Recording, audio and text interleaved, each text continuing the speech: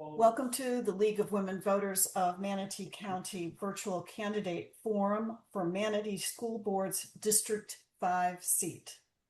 I am Ruth Heronshar, and I'm president of the League of Women Voters of Manatee County. We're very happy to have the candidates with us and to have all of the people in our virtual audience. The League of Women Voters is a nonpartisan public policy organization that encourages informed and active participation in government. The League has both women and men as members. The League does not support or oppose any candidate or party. This presentation is being recorded and will be posted on the websites of the League of Women Voters of Manatee County and Manatee Educational Television. Reference can be made to the recordings and it can be posted or shown in its entirety. However, it is the property of the League of Women Voters of Manatee County, and partial showing or posting cannot be used without written permission by the League. The Manatee County District 5 school board candidates are Bedinghaus, Jonathan Mullis, and Chantal Wilford. Today's candidate forum rules call for civility on the part of both candidates and the audience. The hallmark of democracy is the willingness of our community to treat each other with courtesy and respect. It is that spirit that we are here this afternoon to engage in a vital part of our democratic process, a civilized discussion of the important issues that confront our communities.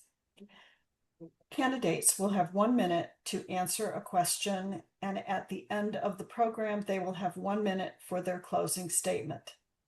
Linda Long is the timekeeper.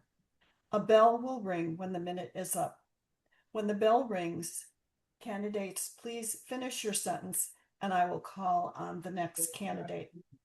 We will alternate which candidate goes first in answering the question. At the end of the forum, the candidates will each give a 1 minute closing to appeal for your vote. We ask all candidates to speak only for themselves and not to provide insight into their opponents' positions. There will be no rebuttals. Now I'm going to ask our first question, getting started. Candidate Bedinghaus, what is your education background and work experiences, including leadership positions? Well, hi, everybody. Thank you very much for having me. I appreciate the time and the opportunity. My name is Camden Bedinghaus. I'm a candidate for School Board of Manatee County, District 5. And my experience is that I just went through the system myself. And I think when we talk about experience, something important is relevant experience. I was just a student in this system. I've seen the flaws. I've seen what students are going through because I just was one. I was born and raised in Manatee County. And I believe we need a fresh perspective on the board, one to represent the students and put them first. My education background is I have an economics degree from the University of South Florida, and I've had many different leadership positions throughout my life, including being a youth coordinator at Bayside Community Church, being the Club America president of Manatee County director, and all the things I've done leading up to this moment have been engaging with students. I was the president. I was a leader of the Fellowship of Christian Athletes as well, and so my leadership opportunities has really represented the moment in time for me to run for school board to represent the students. Thank you. Thank you. Candidate Mullis, please. The same Hi, question. hi everyone. What Thanks for is your having me as well. So I have my bachelor's degree in physical therapy from Northeastern University in Boston. I have my doctorate in physical therapy from Simmons University in Boston. Upon graduating, I started working at Boston Medical Center. After about 3 or 4 years, I was promoted to manager of the rehabilitation therapies department. So I oversaw about 30, 35 employees, everything from the budgets to their reviews, pretty much everything. After about 8 years, I went out on my own, started my own business. I've been a small business owner for the last 17 years. Currently own Physical Therapy Doctors of Florida in downtown Bradenton. Besides that, I've been on a lot of different boards of directors. I've handled a lot of different budgets, a lot of different policies and procedures, both in the business world and the nonprofit world, big hospitals, small businesses. So quite a wide variety. Thank you. Candidate Wilford, same question. Sure. So after high school in the US, I traveled to the Netherlands and I studied pedagogy there for 2 years to become a teacher of French to Dutch secondary school children.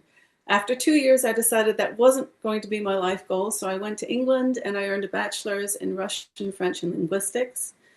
Then I went to Paris. I earned a Cambridge certificate to teach English as a foreign language to adults, and that's exactly what I did for 2 years in Paris before I went to California to the Monterey Institute of International Studies, where I went to grad school for translation and interpretation. I worked as a freelance translator from Dutch and French into English for just over 20 years. I worked as a childbirth educator here in Manatee County and a birth doula and a substitute teacher most recently here in District 5 at the middle school level. For our second question, Ms. Candidate Mullis will be the first candidate to respond. The question is, describe your public service and community involvement and the leadership positions you have held in the community. Sure. So currently I'm the president of the Bradenton Kiwanis Club, which for those who are unaware is the fifth largest Kiwanis club in the world. We give up about $500,000 to $600,000 a year to the local community, most of which goes to family and students. Within that, I have been very involved with a lot of the nonprofits that work with the students, work with the schools in our community.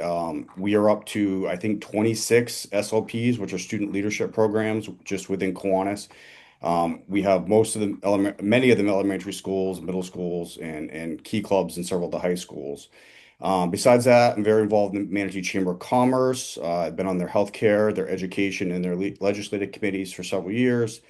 Lakewood Ranch Business Alliance. I've also been the president of Junior Leadership Manatee. I've been on the board of directors of Leadership Manatee and Manatee Tiger Bay, as well as several other nonprofits. Thank you. Our next candidate is candidate Wilford. The same question about your community involvement. Sure. So I've been involved in various things over the years. I was the leader of the Sarasota Manatee chapter of the Holistic Moms Network for 10 years. I've been involved with SAC meetings at my children's schools, which have been Nolan, Willis, and Braden River High. I am a member of the League of Women Voters and have been since 2022. So I've been on the Education Issues Action Team there, and I've gone through the leadership program with the League. I'm also involved with Little Free Libraries of Lakewood Ranch. So to help with literacy, we collect and distribute about 200 books a week throughout the community. So let's see, I've been fostering with Nate's for over 10 years. So I have I do a number of things in the community that way. Thank you very much. Candidate Bedinghaus, same question. Yeah, so I've had some community involvement over the years. It's a very fun experience in Manatee County. First of all, one of the most important things I've done is I was the founder of Fight for the Kids, a charity boxing event to raise money for childhood cancer research and awareness right here. I was also the coach of Savannah basketball camp, got an opportunity to, again, engage with students and parents and really make a way for basketball and leadership to meet so that students had an opportunity to play a sport and also develop life skills as well. That was really fun. And most recently, I was on the campus council at the University of South Florida, where I managed and allocated a multi-million-dollar budget as part of the student government there, working with teachers, staff, and students to collaborate on projects and make sure funding was appropriately distributed to different organizations, as well as giving the students another voice again there. And I would love to bring that same energy to Manatee County School Board. Thank you. Our next question, candidate Wilford, you will be first. The question is, of all that you've told us about yourself, what has most prepared you to oversee a budget of over $1 billion and enact policies that impact the largest enterprise in Manatee County? Well, I would think that my not only my work with the league, but one thing that I didn't mention was that I started a page called Education Matters in Manatee County, which covers education news locally, but also from the state level. So that reports very practical pointers for parents, but it also takes some deeper dives into data, and that includes financial data. So from the state, but also locally.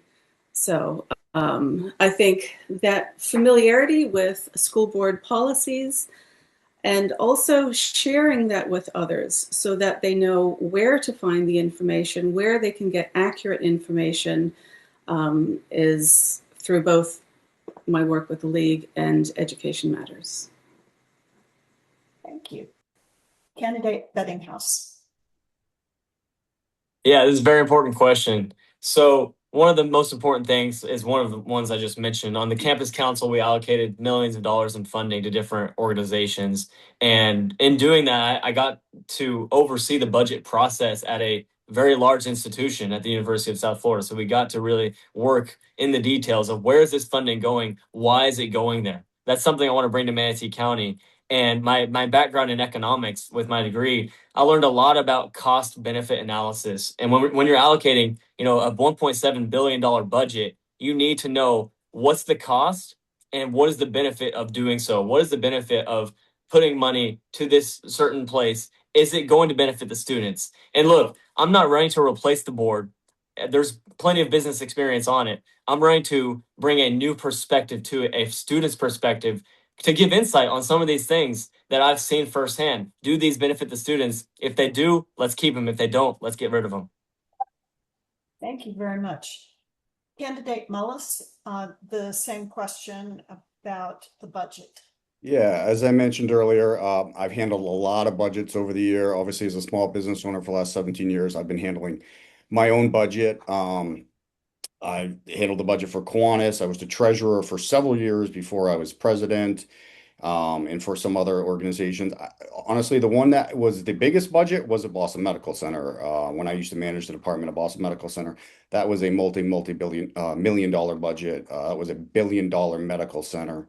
Actually quite similar size, I would say, budget-wise to the school board. I think when I was there, the overall yearly budget for the hospital was about 1.5 billion. My budget wasn't quite that big, but it was quite large, in the tens of millions. And that was quite the challenge. And I was quite young at the time. So I feel pretty confident with the budget, although I will say I don't think any of us are prepared completely for what the school board budget is. It is quite the monster, with all kinds of different pots here and there. So Thank you very much. Moving on to the next question, and candidate Bedinghaus, you will be first. The question is, who are your supporters in this campaign? Well, there's a wide variety of supporters so far. I've gotten a lot of support from parents, because I had the opportunity to petition. I'm actually the only candidate in this race who qualified by petition. So I was able to go out to many people's neighborhoods and events and ask them for their support, tell them my plans. And what I basically told them is I'm running to put students first. And I have a plan to do that. It's the CAM plan. That's three things I'm going to get into today: common sense academics, accountability and transparency, and mastery of real world skills. So I've gotten a lot of support from parents, other organizations. I have two endorsements, one from the America First Party of Florida and one from Manatee Patriots. And most importantly to me, the students. I have plenty of students who are supporting me, backing me, saying, thank you for standing up for us and helping us get a voice. And that's exactly what I'm going to bring and be a voice for my generation, Gen Z. Thank you. Candidate Mullis, who are your supporters? yeah, so I have a lot of support throughout the community, community leaders, parents, educators, other business owners. As far as community leaders go, I have the support of probably a little more than half the county commission, several of the current school board members, a handful of former school board members. A couple of my very, very first campaign donations came from former school board members, as well as the mayor and several of the city councilors. I've gotten donations from a lot. Tommy Gregory has been a supporter, gave me one of my bigger donations. So I've got a wide variety. I've had donations from about 100 different people. A lot of them are parents, a lot of them are community leaders. Almost all are from Manatee County. Even the few that I have that are out-of-state addresses are people who live here most of the time. So almost all of them are Manatee County residents. Candidate Wilford, your supporters? My supporters are mainly active and retired educators and administrators and parents who currently have students involved in Manatee County schools or have had in the recent past. So I don't have any political backers. I don't have any special interest or developer backers or any large, I'm more of a grassroots kind of campaign. So that's where I am. Thank you. The next question, candidate Mullis, you will go first. The question is, as a school board member, what will be your greatest priority? Well, I think the biggest priority needs to remain reading at a grade level, which this school district made a lot of progress this year. Some great stats that they just came out with, but it needs to continue. We're still obviously way below where we need to be. I think our number one priority has to continue to be reading. Besides that, we need kids graduating from high school with a plan. One of my bigger priorities is making sure that every kid who graduates, whether they're college bound, want to start their career, military, they need to have a plan for when they graduate, whether they're going to go to community college, technical college, go straight into the workforce. A lot of kids seem to be graduating thinking they'll figure it out, and it's hard to figure out once you get out. So reading and preparing kids for life after school, I think, are the two biggest challenges. Thank you. Candidate Wilford, your greatest priority?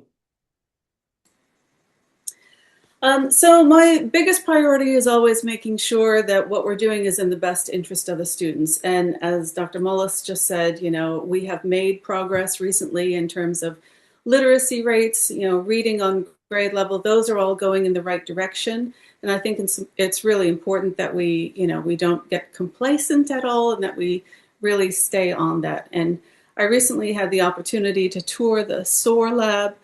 And I think those early learning initiatives are really critical to helping our students from the very earliest, before they even get to BPK, giving them opportunities to have some hands-on, play-based learning experiences, because that's going to set them up for success. So that once they're done, learning to read, they can really read to learn and be successful all the way through to graduation. Thank you. Candidate Bedinghaus, your greatest priority? My greatest priority is putting students first in this county. And I'm going to be doing that a few different ways. Like my opponents have both mentioned the reading rates. We've gradually gotten better, 1%, 2% better.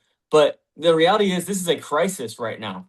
And I will be declaring, by introducing a resolution, declaring a reading emergency, because that's what this is. We have close to 50%, almost half of the students in our district cannot read at their grade level.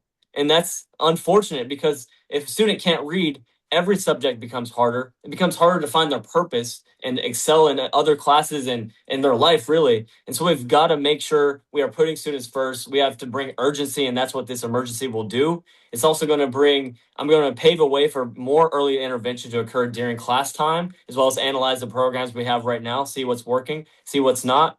And it's also, I'm going to use this to apply for different grants, federal grants, state grants, to bring more funding to the students where we need. Thank you. Candidate Wilford, you will be the first person to answer this next question. What do you see as the greatest challenges facing Manatee County's public schools and why?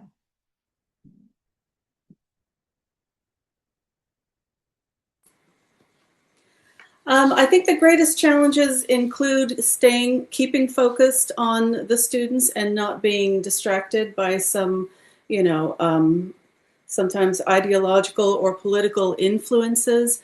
I think we really need to stay vigilant to protect public education, and a lot of that has to do with funding. So I think there are certain forces chipping away at our public education, and that funding through, vouchers, even conversations about how property taxes can affect, school funding. We have to stay on top of all that because it's really important that we adequately fund every student in our district. So our ESE students, our ELL students, the gifted programs, the homeless and migrant programs, every single student needs to have adequate resources and funding. And so that would be my number one. Candidate Mullis? Yeah, so I think we just touched on a few of them. I think some of the biggest challenges we have are reading and making sure that we continue to focus on classrooms, what's going on in the classroom, making sure our money is spent in the classrooms, helping not only reading but math scores and all the other scores. And like I said, I would like to see more emphasis put on. Well, I'd like to see more career and technical in the schools. I'd like to see our kids graduating with a path and knowing what they're doing. We have Manatee Technical School, great school. The average age is 26. What are these kids doing for those years in between? So I'd like to see a lot more attention put on making sure they're prepared for the real world. And then communication. I'm on the school district's strategic planning committee, the community strategic planning, and communication continues to be the biggest complaint that I hear from parents. So I think we need to continue to focus on communication. Thank you. Candidate Bedinghaus, you will be first with the next question. As a board member, how will you help to meet what you have named as the greatest challenges?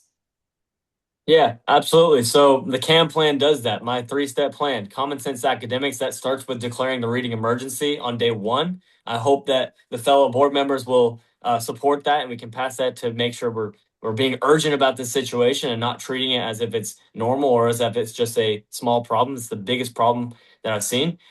Second one, accountability and transparency. I'm going to make sure that parents are communicated with through a complete parent portal. We have some stuff that's good, and I'm not going to say that's not true. We definitely do have some good here, but I want to make sure that even the what's on the agenda for the day or for the week is available for parents. And third, mastery of real world skills. I graduated with hardly any financial knowledge. I had to teach myself many of the things that I wish I knew to navigate life. And students are graduating. I don't care how high the graduation rate is. It doesn't matter to me if the students aren't graduating with real skills. So to do that, we gotta implement the requirement that's going to be in ninth grade for financial literacy and make it a state-of-the-art program. Thank you. Candidate Mullis, the same question. How do you meet the greatest challenges you named?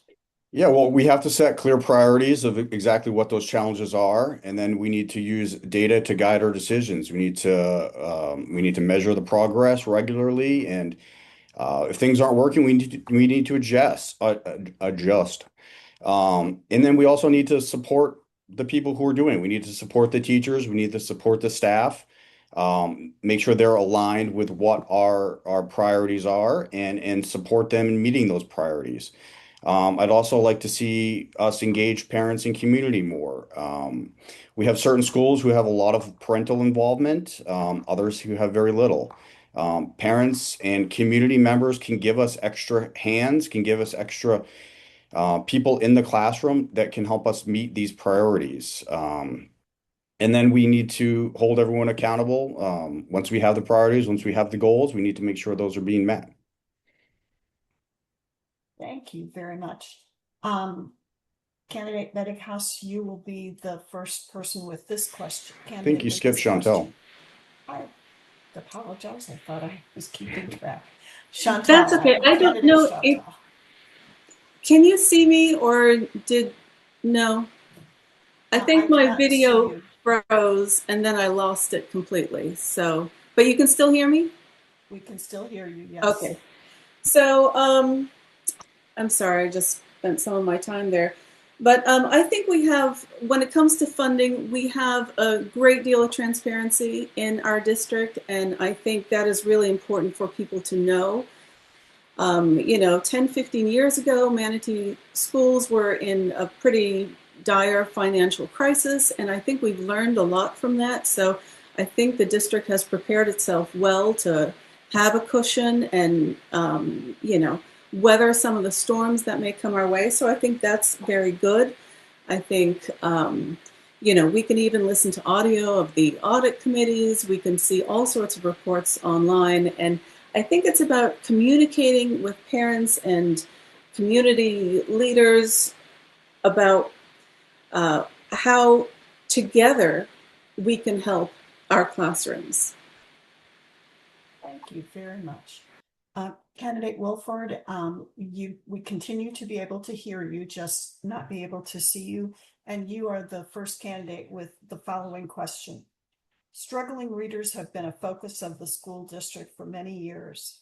What can be done so that all teachers, no matter their subject matter, can support the literacy in pre-K through grade 12?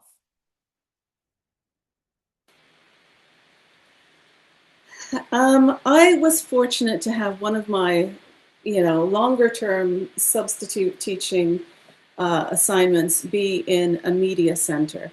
And so I love to see kids who are just so enthusiastic about reading and having access to books. I think this is really important. So one of my concerns is that there's a certain level of self-censorship going on within the schools because of book challenges and that happened 2 or 3 years ago. So I think it's really important for the school board to be proactive in reassuring teachers that we have your back. It's okay to have books in the classroom. Every student should be able to see themselves represented in their self-selected reading materials that are available to them. So I would love to see something like the all access pass to the libraries be reinstated. Youth. Candidate Bedinghaus, same question, literacy in K through 12. Yeah, so what can be done is to support the teachers, first of all. That's at the basis of the question, is supporting teachers through this. And one of the things the reading emergency will do, and what I want to do through it, is help the early intervention programs get into some of these schools during the class day, because I've spoken to some of the leaders of top early intervention programs outside of organizations like Rocket Phonics, who have told me that it's really hard for them to get in during school time. They have to wait till after school hours when the kid is exhausted from 7 hours of classes, or before school when they're just waking up. And so I'm going to go in and analyze all of these programs that we currently use in organizations and partner through the emergency to pave a way for this intervention to occur during class time, during the already mandated reading time, to support struggling students while also supporting teachers so they can also focus on helping their students as well at the same time. Thank you.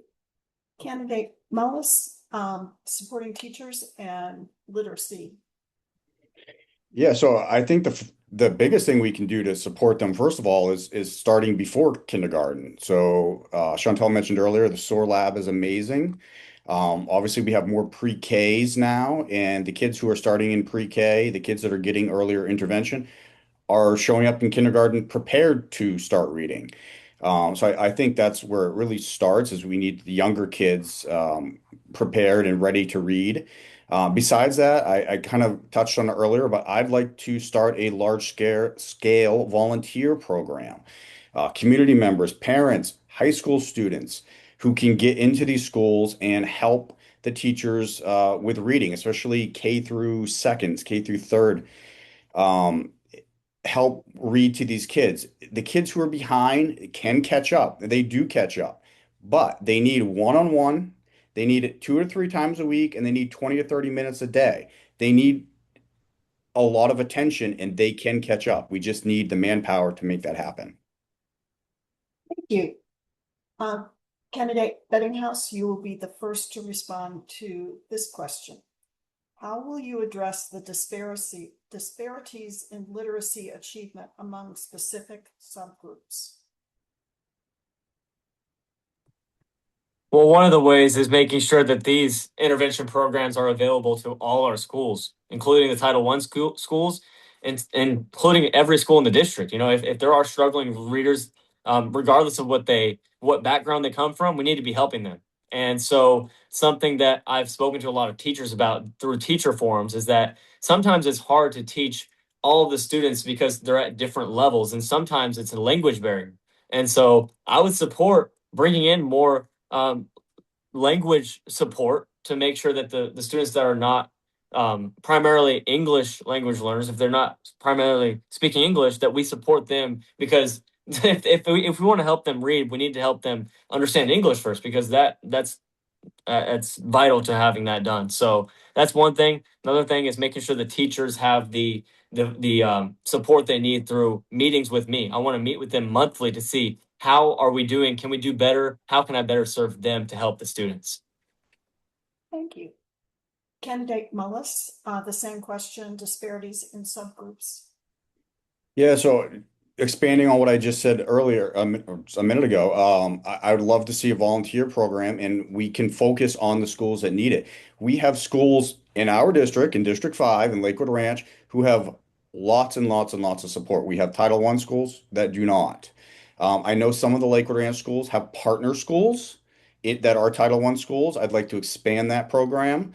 I'd like to try to get some of those parents, some of the high school students from Lakewood Ranch and other places into some of these schools. Most of the kids, when they're behind, it's because some of them are English as a second language, but either way, they're missing the vocabulary. They're on their devices when they're little. They're not talking as much. They're not getting and if English isn't their first language, they're not hearing big words. Um, Kids can't read at grade level because they don't understand what the words that they're reading. So we just need more support in the schools. We need to get them the vocabulary and they'll be fine. Thank you very much. Candidate Wilford, disparities in subgroups. Sure. So I think the number one thing is to listen to the teachers who are actually in the classrooms with these students, to find out what is working for them and what is not. So, you know, everyone learns in a different way. So I think we need to offer a variety of supports for students. So this, in some areas, may mean more paras in the classrooms. It may be a different, computer programs, which some kids like and work very well, and some may need different types of resources.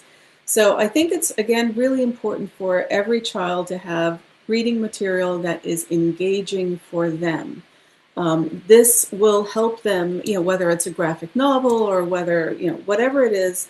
That's really key. And, as has been said too, getting them very early. And their reading partnership programs, like between Braden River Elementary and Braden River Middle, have been very, very good in bringing up reading levels. So I would support those. Thank you very much. Candidate Mullis, you will be the first one with this question. Upon self-reflection, in what areas do you need to gain knowledge and experience as you engage as a new school board member?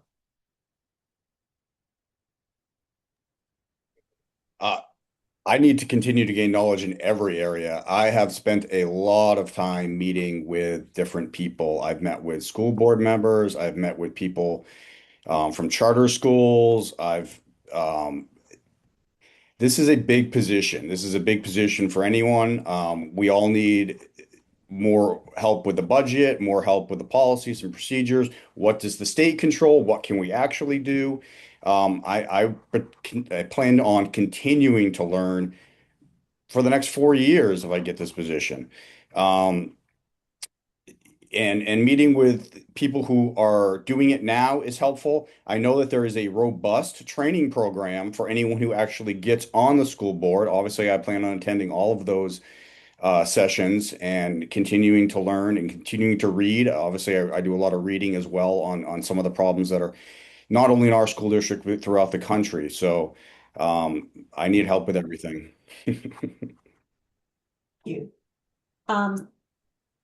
Candidate Wilford, the question, a self-reflection. I would echo a lot of what Dr. Mullis just said. I think it's a very ongoing process. The Florida School Board Association does have trainings that all the current and former school board members have said are excellent preparation, once you get to the board. And I think it's also very fluid. So even people who have been on the board for years, will come up against something like, the legislature putting something like Schools of Hope on the budget in the very last minute in the last session. And then everybody has to learn about, what does this mean for us? What does this mean for our teachers? What can we do legally about it? It's an ongoing learning process. Very much. That covers, oh no, candidate Bedinghaus. Can you repeat the question one more time, please? Yes.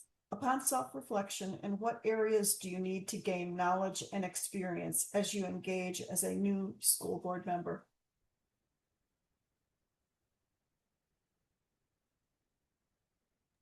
Can you hear me? Yes. There we go. Sorry.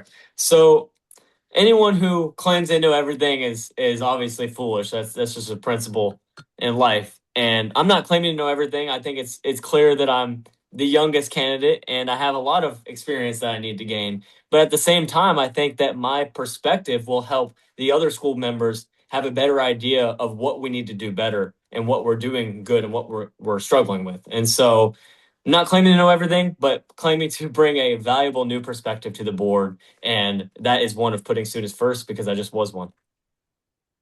Thank you very much. Candidate Wilford, you will be the first to respond to this question. Describe the unique characteristics of District 5 schools, including strengths and challenges. Well, here in District 5, we're fortunate to have MTC, first of all, which has a number of fantastic programs that a lot of our high school students and graduates go to. But our other schools also have some really innovative programs. We have animatronics over at Nolan Middle. We have an award-winning, music and marching band program at Braden River High. We have some award-winning art students over at Mona James. So I think there's a lot of very good things happening here in District 5. But we also have some challenges. I think there's a lot of growth happening here.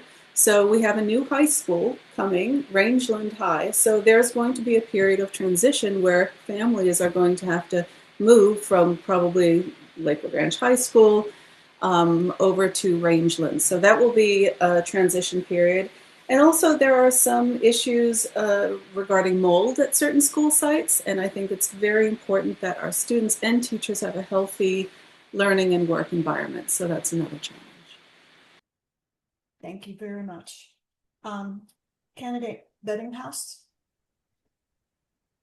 Challenges include strengths and challenges in the District 5 schools. Yeah, one of the biggest strengths is our sports programs. I played basketball at Lakewood Ranch High School, and these sports programs don't just teach you how to play a sport. They teach you life skills. They teach you hard work, work ethic, all these things that do go towards your future. I think we do a great job in District 5 of those, and I support expanding and continuing those as well.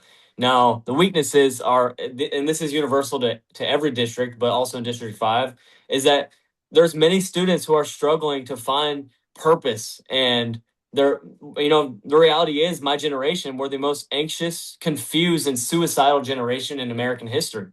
I played basketball with a kid in high school that unfortunately took his own life. And this kind of thing, I mean, it inspired me so much to do something about it because I didn't want to keep watching my generation struggle. I want to make sure that the next generation is set up for success, and I'm ready to bring policies that instill hope in this district and this county. Thank you very much. Candidate Mullis. Yeah, so Same question. we're quite fortunate in District 5. We have some of the best schools in Manatee County. The vast majority of schools in District 5 are already A schools. Obviously, we want to keep that going. We want to make sure every school in District 5 is an A school, even those that aren't yet. The biggest challenge we generally have is overcrowding. Obviously, we have a new K through 8 school that just opened that has alleviated some of the crowding at Gullet and some of the other schools. And with the new high school opening, that will definitely help out with Lakewood Ranch High School, which has been overcrowded for quite a long time. Some of our schools need some work. We have a brand new high school opening, but Lakewood Ranch needs some attention. So, there needs to be some fixing up of some of the current schools. As was mentioned, there was a mold problem there. But generally, overcrowding is getting better. We just need to make sure it stays that way. Thank you. For our next question, candidate Bedinghaus, you will be the first candidate responding. Here's the question. Safe and secure schools have been a priority in the district. How would you rate the efforts to date and why?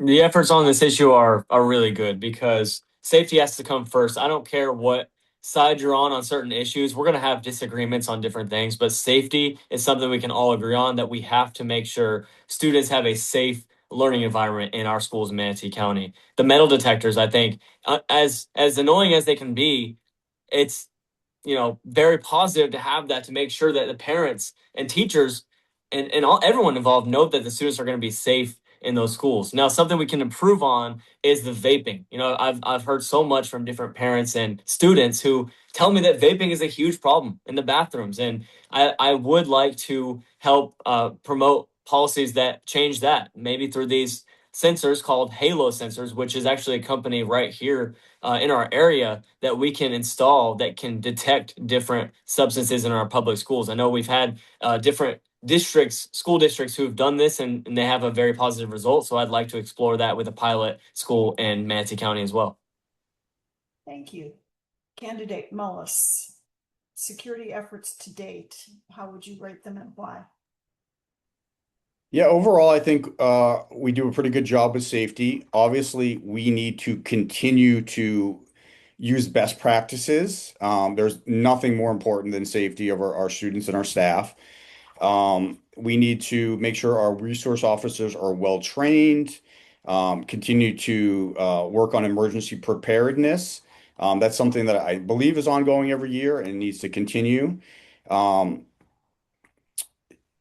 Some schools, some of the charter schools do things a little different than some of the public schools. I know Cam mentioned vaping. Some of the charter schools do a much better job with vape detectors. I think we need to probably see as a school district, what other schools in our district are doing, what other schools in other counties are doing, and make sure that we are keeping our kids safe from not only other people, but from smoking and from students from the inside as well. Thank you. And candidate Wilford, security efforts to date, how would you rate them and why? Well, I've had kids in District 5 public schools since about 2012. So over the last 14, 15 years, I've seen the tremendous evolution of school hardening in this district. And while, even a school board member recently acknowledged there's a resemblance between, our schools and juvenile detention facilities sometimes, it's very important that our schools are safe. I mean, that is paramount. Everyone wants that for their children. But I think it does create, for some parents, it's a little off-putting, and so I think we should make some efforts to make it as welcoming as possible. There are some legislative mandates that had to do with school security that I think they didn't quite understand the consequences for our schools, like locking all the interior doors And so some adjustments need to be made on that front. Thank you very much. Based on time, we have one more question I will be able to ask. Candidate Wilford, you will be the first person candidate to respond. Describe how you see the relationship of the school board members to the Florida legislature.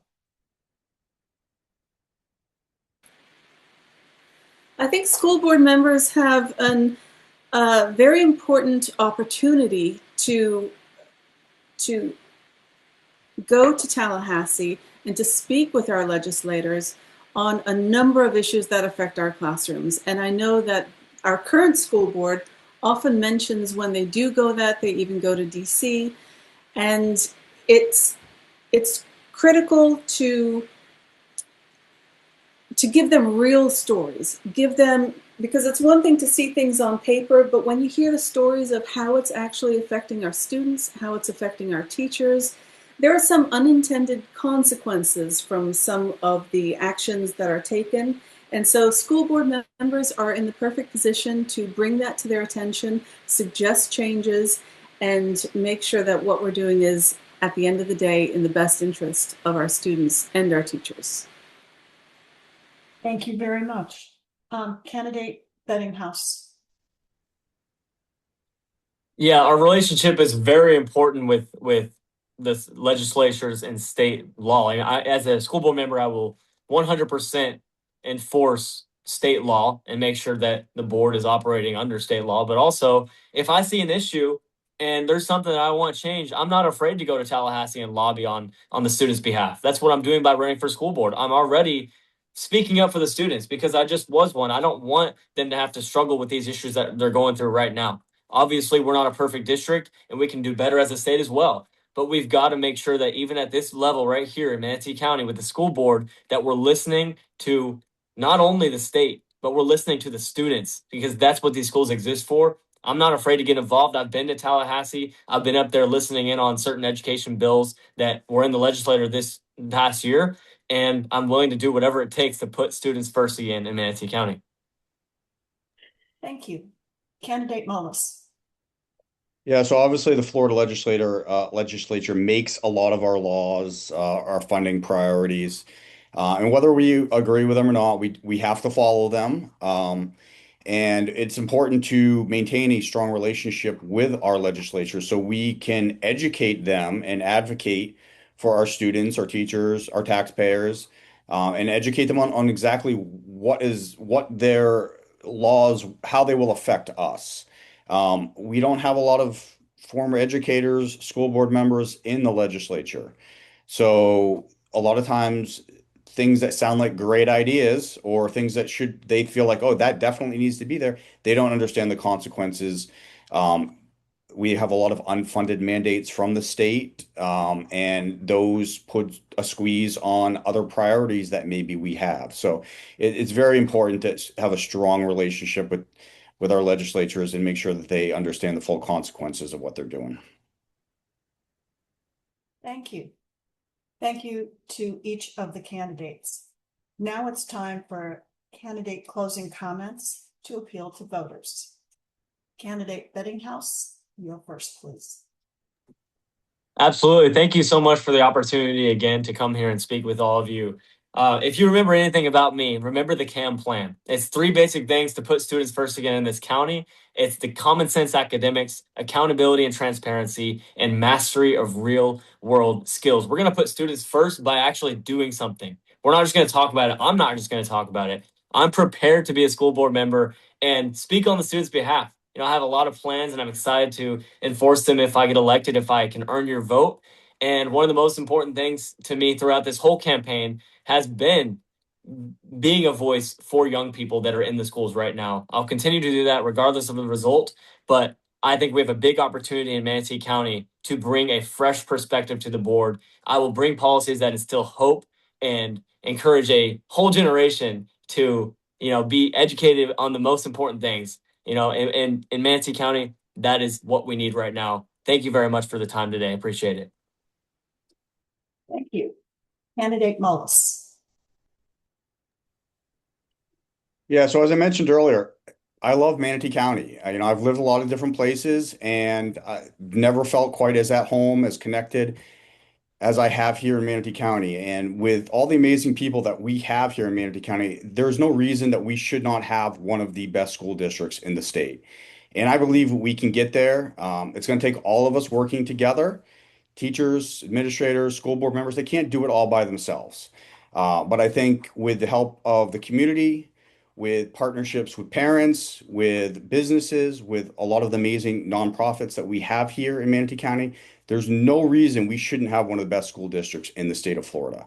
And I think that's why I'm uniquely qualified for this position at this time. I have experience as a parent in our school system. I have experience as a business leader here in Manatee County, and I have experience as a nonprofit leader here in Manatee County. And I can bring together all the stakeholders that are going to be needed to make our school district one of the best in the state of Florida. Thank you. Candidate Wilford. Well, first of all, I'd like to thank you for hosting this forum for school board, and thank you to everyone for attending. And I do apologize that my camera has died on me. But I just wanted to share that education is my only focus. I have no other political aspirations.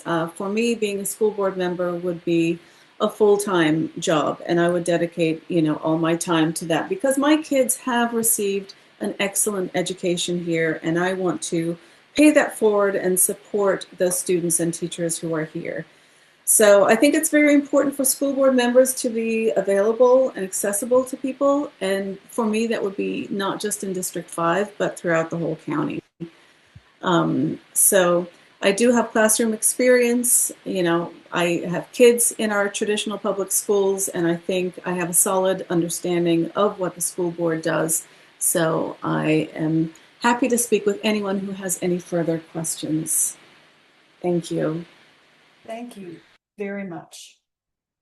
In closing, I want to say on behalf of the League of Women Voters of Manatee County, thank you to candidates Camden Bedinghaus, Jonathan Mullis, and Chantal Wilford for participating, and to all of you for attending this virtual candidate forum. Tonight's discussion offered voters valuable insight to help make thoughtful, informed choices in the upcoming election. The League is hosting forums for most primary races at the federal, state, and county levels. To view the full schedule, register for upcoming events, or share nonpartisan resources with friends and neighbors, please visit the League of Women Voters of Manatee County website at lwvmanatee.org. Thank you, all of you. Thank you. Bye-bye.